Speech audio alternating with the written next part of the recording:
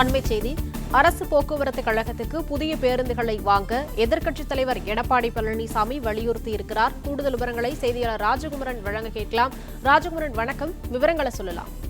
தமிழகத்தில் இயக்கப்படக்கூடிய அரசு பேருந்துகள் பல பழுதுபட்ட பேருந்துகளாக இருப்பதாக குற்றம் சாட்டி அதிமுக பொதுச் செயலாளரும் எதிர்க்கட்சித் தலைவருமான எடப்பாடி பழனிசாமி இந்த அறிக்கையை விடுத்திருக்கின்றார்.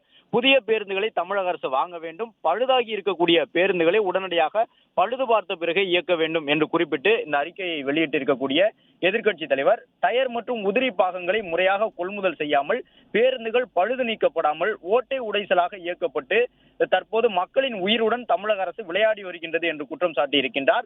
பேருந்துகளின் படிக்கட்டுகள் உடைந்து ரோட்டில் விழுவதும், பேருந்துகளின் சக்கரங்கள் தனியாக சுழன்று ஓடுவதும், நடத்துனர்களே இருக்கையோடு சேர்த்து ஓடும் பேருந்திலிருந்து சாலையில் விழக்கூடிய காட்சிகளும் நாள்தோறும் அரங்கேறி வருகின்றது என்று குறிப்பிட்டிருக்கக்கூடிய எதிர்க்கட்சி தலைவர், தமிழகத்தில் ஆங்காங்கு மழை பெய்ய தொடங்கியுள்ள நிலையில் பேருந்துகளுக்கு உள்ளேயும் மக்கள் குடைபிடிக்க வேண்டிய அவலம் ஏற்பட்டுள்ளதாக குறிப்பிட்டிருக்கின்றார். மலை பிரதேசங்களிலும் நகர பகுதிகளிலும் பேருந்துகள் பழுதுபட்டு நிற்பதும், அவற்றை பொதுமக்கள் பயணிகள் தள்ளிச் செல்வதும் சர்வசாதாரணமாகிவிட்டது என்று குறிப்பிட்டிருக்கக்கூடிய எதிர்க்கட்சி தலைவர் எடப்பாடி பழனிசாமி, நிதி பற்றாக்குறை என்ற பல்லவியையே தமிழக அரசு மீண்டும் மீண்டும் பாடாமல் ஆட்சிக்கு வந்த பிறகு வாங்கி இருக்கக்கூடிய 3.5 லட்சம் கோடி கடனில் இருந்து கணிசமான தொகையை போக்குவரத்து துறைக்கு ஒதுக்கி புதிய பேருந்துகளை வாங்க வேண்டும் எனவும், இதன் மூலமாக உயிர் அச்சம் இல்லாமல் பாதுகாப்பாக பயணிகள் பயணம் மேற்கொள்வதற்கு அரசு நடவடிக்கை எடுக்க வேண்டும் என்றும் வலியுறுத்தியுள்ளார்.